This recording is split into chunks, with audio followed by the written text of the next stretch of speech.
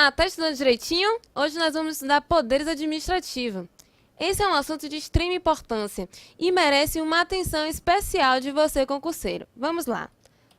Nosso resumo de aula. Nossa questão que ao final da aula a gente vai responder, com certeza. E poderes administrativos. Os poderes administrativos têm como característica eles serem instrumentais, ou seja, o objetivo deles, e eles são prerrogativas da administração pública, porque eles são instrumentos para a consecução dos seus fins, ou seja, mecanismos disponibilizados para a consecução do fim público. É uma prerrogativa, é uma oportunidade, uma possibilidade dada à administração pública para estar atuando em busca da supremacia do interesse público. Poder, dever ou dever, poder. Essa aqui é uma questão importante. Celso Antônio Bandeira de Mello nos traz esse questionamento, na verdade, essa pontuação. Ele diz que em que pese a gente chamar de poder-dever, na verdade é um dever-poder. Por que um dever-poder? Porque a administração pública ela não pode se excusar de exercer o poder que lhe é dado, o poder hierárquico, disciplinar, o poder de polícia. Estando legalizado, estando previsto em lei, ele tem a obrigação de exercer esse poder administrativo instrumentalizado para ele.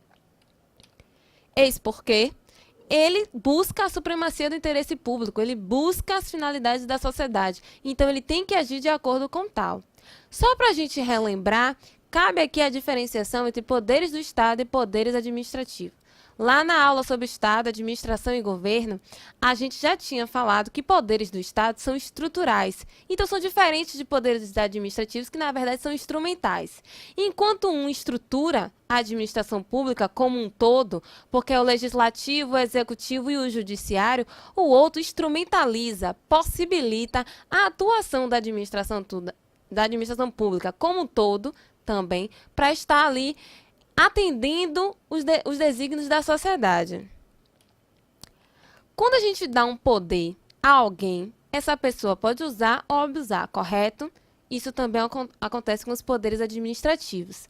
E por isso a gente tem que ter em mente o que vem a ser o abuso de poder na administração pública. O abuso de poder pode se dar de forma comissiva ou omissiva. Comissiva é quando o agente estatal age de forma diferente da prevista em lei, age de forma contrária aos benefícios propostos em lei, age de forma buscando interesses escusos, promoção pessoal, ou seja, ele abusa do poder que foi dado a ele. Ele extrapola os limites da lei. E as condutas omissivas é justamente o contrário. É quando a administração pública, ao invés de agir como tem que agir, não age. Ela não faz o que tem que fazer, ela não exerce o seu dever. Então, como os dois são abuso de poder, não são permitidos por lei. A gente bem sabe. Designando e dividindo o abuso de poder, a gente tem dois tipos de abuso de poder: excesso de poder e desvio de poder. Quando a gente vai falar sobre excesso de poder, eu estou falando, gente, de competência. Vamos prestar atenção aqui. Competência. Eu não estou dizendo que o poder foi realizado, que a atitude, a ação, o ato administrativo foi realizado desviando da finalidade prevista em lei. Pode até cumprir com a finalidade prevista em lei. O problema está na competência. O problema está no agente que realizou aquele ato. Ele não tem competência para tal. As atribuições dele não atingem aquele ato administrativo. E como a gente sabe, a administração pública se rege pelo princípio da legalidade. Mesmo que isso traga ou atinja o benefício, a finalidade prevista em lei, falta o requisito, que é a competência para tal. Então, se não está previsto em lei, não pode. É o que a gente sabe sobre a administração pública. E o outro abuso de poder é o desvio de poder. O desvio de poder, ele tem previsão, na verdade, como desvio de finalidade, no artigo 2, parágrafo único, letra E, da Lei 4.717 de 65. É a Lei da Ação Popular. Essa lei fala aqui: o desvio de finalidade se verifica quando o agente pratica o ato visando a fim diverso daquele previsto, explícita ou implicitamente na regra de competência. Ou seja, quando eu falo de excesso, eu estou falando que o agente não tem competência para tal. E quando eu falo de desvio de poder, na questão de desvio de finalidade, eu estou dizendo que o agente agiu de forma contrária à finalidade prevista no ato. Era para atingir determinado ato, determinado objetivo, ele agiu para atingir outro objetivo. Não pode também. E aqui no desvio de poder, a gente tem duas formas de socorrer. Quais sejam? O primeiro desvio de poder, o desvio de finalidade, é quando o ato em lei tem uma determinada finalidade e o agente age com outra finalidade. Perceba o que eu estou falando aqui. Esta finalidade pode ser um fim público ou essa finalidade pode ser um fim ilícito, um fim de prejudicar e de beneficiar. Essas são as duas formas de desvio de finalidade. O agente pode agir alcançando um fim público, mas não era o fim previsto em lei. Também ocorreu o desvio de finalidade, também ocorreu o abuso de poder. Ou a gente pode agir de forma a promover uma promoção social, uma promoção pessoal, de forma a um fim diferente do que está na lei, prejudicar uma pessoa, beneficiar uma pessoa. É diferente do que está na lei, a finalidade é. Então também ocorreu desvio de finalidade, desvio de poder, é o abuso de poder, tem que ser corrigido. Vamos falar de poder discricionário vinculado?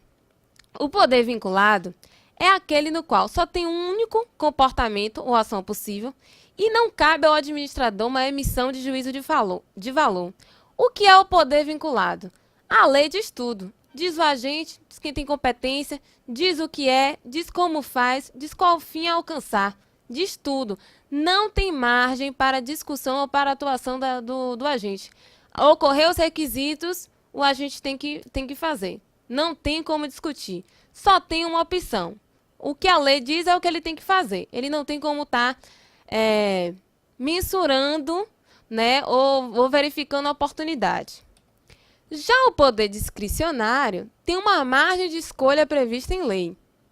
É o que a gente chama de mérito administrativo. Ou seja, o agente administrador tem uma possibilidade de estar analisando conveniência e oportunidade, está verificando, dentre as possibilidades em lei, qual é a melhor opção. Ele pode ver o melhor momento de concretização. Tá me entendendo? Um exemplo de poder discricionário. Concurso público, o que é que a gente aqui todo mundo quer, né não? O concurso público, a administração pública faz. Mas durante o prazo do concurso público, durante o prazo de validade, o momento de nomeação do candidato aprovado é discricionário, porque a administração pública vai verificar o melhor critério de conveniência e oportunidade. Inclusive, vocês podem ver que a administração, o judiciário, na verdade, ele não interfere. Tem aqueles MMS, né, preventivos. Até o final da validade do concurso, cabe, deve ser nomeado. Mas ele não diz que tem que ser nomeado imediatamente. Pelo menos quando eu estou falando só dessa questão de que foi aprovado e está dentro da validade. Certo?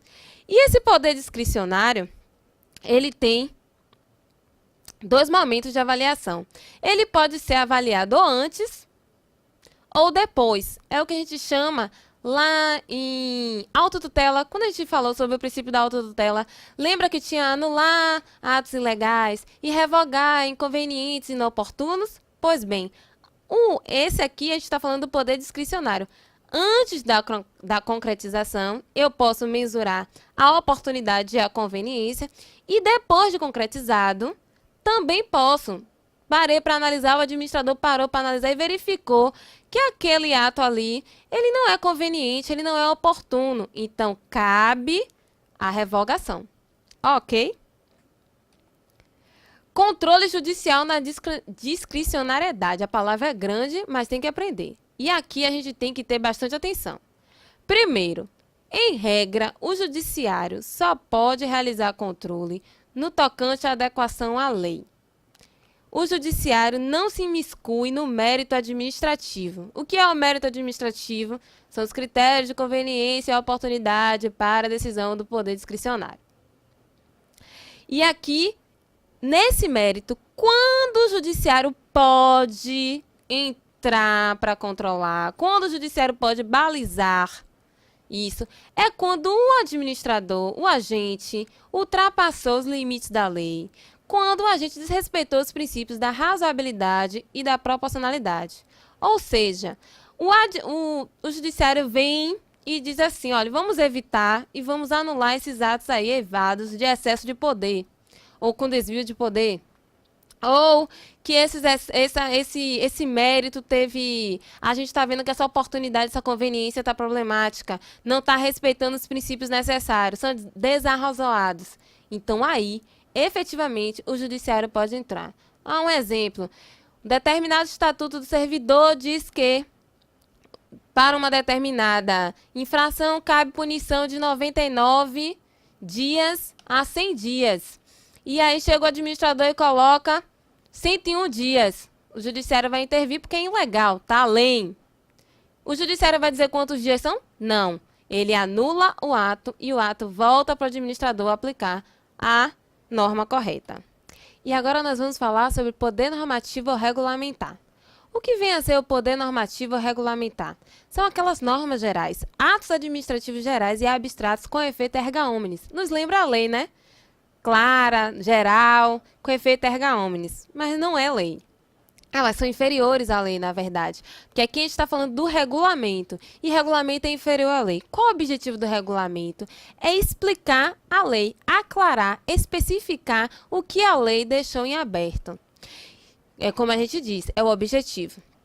Essa previsão está no artigo 84. Compete privativamente ao presidente da República sancionar, promulgar e fazer publicar as leis, bem como expedir decretos e regulamentos para sua fiel execução.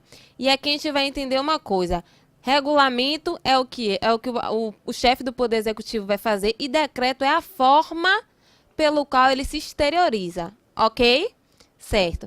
E pelo princípio da simetria, a gente está falando aqui da Constituição Federal, do chefe do Executivo, no caso o presidente da República, mas se aplica aos outros. No governo, o chefe do Executivo, o governador; no município, o chefe do Executivo, o prefeito.